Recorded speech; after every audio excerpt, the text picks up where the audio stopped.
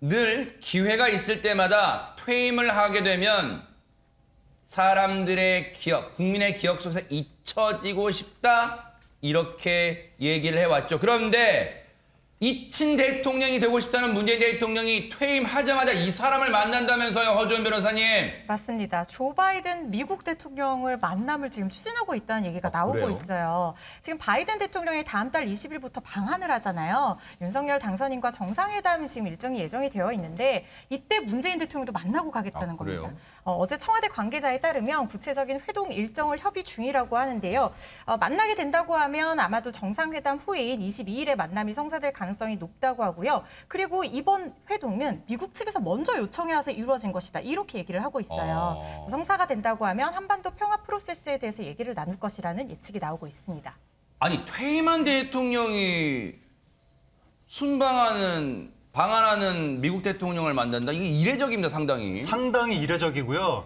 전 세계 지도자 중에 미국 대통령 만나고 싶은 사람이 얼마나 많은데 그러니까요. 거의 네. 줄을 서 있는데 만나기 어렵거든요. 근데 퇴임한 대통령을 만난다는 게 상당히 이례적인 와중에 우리나라 측이 아니라 미국 측이 요청을 했다고 하니까 아하. 상당히 놀라운데 보통 이럴 때는 그 양 정상 사이에 뭔가 좀 개인적인 친분이나 우정이 있어서 뭐 고별 인사를 한다든지 그런 경우인데 두 정상이 임기가 1년 정도 겹쳤거든요.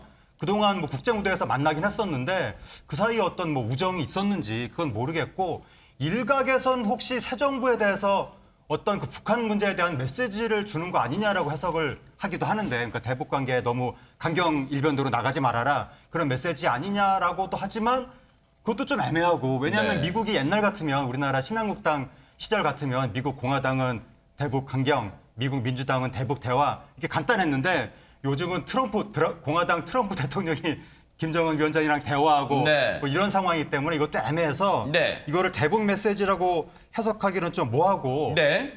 정확히 만남이 이루어진 다음에 어떤 대화가 이루어졌는지 그걸 보고 판단할 수 있을 것 같은데 네. 어쨌든 미국 대통령이 우리나라 지도자들하고 뭐 현직, 전직 이런 식으로 만나서 좀 이렇게 접촉면을 넓게 가지는 건 그건 반가운 일인 것 같습니다. 네.